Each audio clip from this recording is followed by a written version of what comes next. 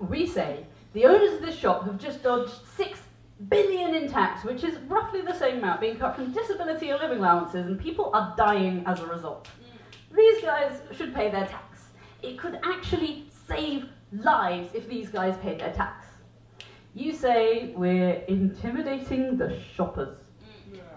We say, stop the arms trade. In this building, right here, right now, people are making deals to sell arms to corrupt regimes who will use those weapons on civilians.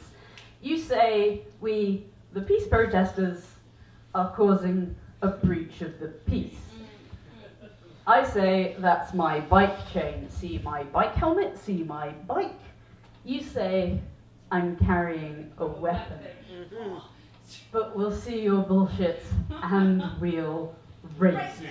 We'll raise our banners, we'll raise our fists, we'll raise teams of legal observers to march in our midst, we'll raise awkward questions, and what's more as well, we'll see your bullshit, we'll call your bullshit, and we'll raise hell. And you'll see what we do, and you'll raise us, but we knew you would. It doesn't faze us. It's an inconvenience that we'll gladly take, because there's more than inconvenience at stake. And we'll raise petitions, we'll raise court cases, we'll raise placards and tents and occupy your spaces, and more than that, we'll raise our sights. Because you only want us to go away. We want justice, fairness, and human rights. And you'll see what we do, and again, you'll raise us, and it's a pain in the arse, but it doesn't faze us. Because of stop and search, we won't carry ID, but our words, our message, and our feet will run free. And you'll use whatever you can to shut us down, because that's just what you do. But we'll see your bullshit. We will call your bullshit. And believe us, we will raise you.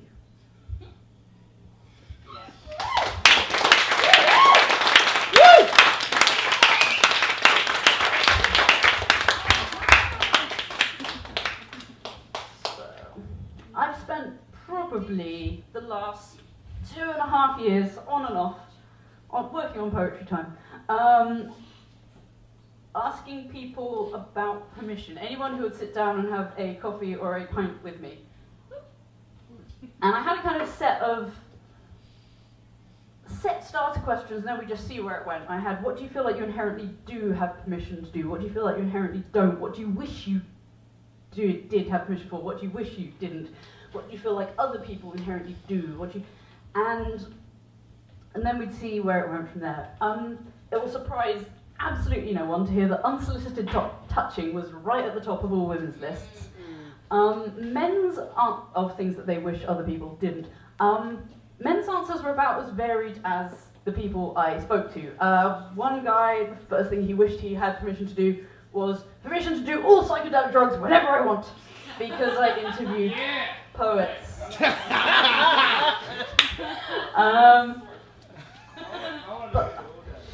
But the answers tended to never immediately, never directly, but most people about 10 minutes in would kind of take this circuitous route towards permission to look after myself, I think. I mean, like, when I'm feeling sick, I always kind of feel like I'm taking the piss when I call in sick, even though I know I'm sick. We inherently know this. We tell our friends that you should buy that, it looks awesome on you. You should totally ask for a raise, you're awesome at your job and they're lucky to have you. You should dump him, he is treating you like shit. We give them all the good advice that we don't really give ourselves. I wish I was kidding, but I had a friend tell me I needed to break up with Snakeskin Girl, as she will be known, because, and I quote, she treats you like crap, she's starting to sound just like my husband.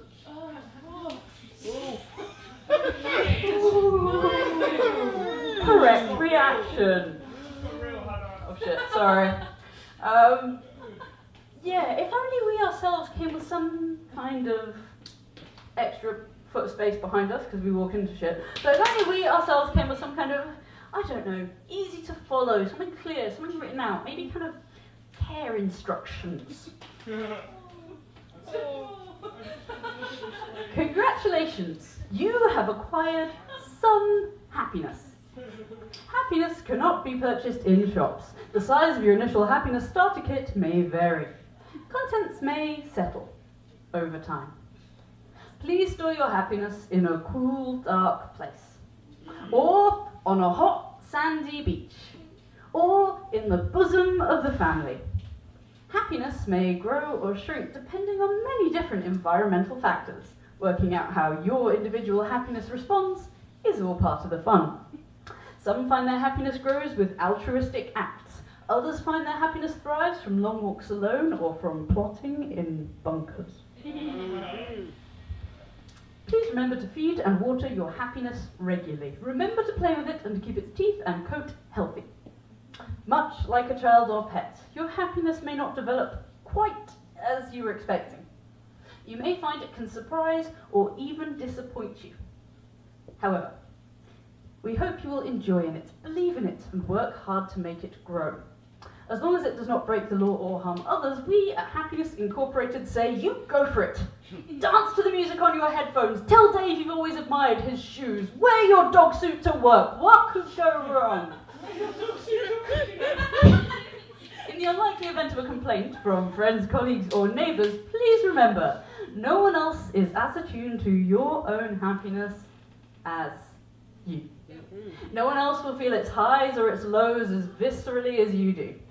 Others may love and support you, but no one else is better placed to fight a corner for your own happiness than you.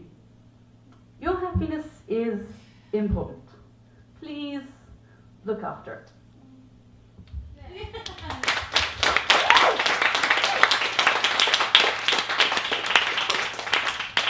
Row 2, I want you guys to be making noises in all of my gigs. You are the noisiest, most reactive, good, noisy. Yes, correct.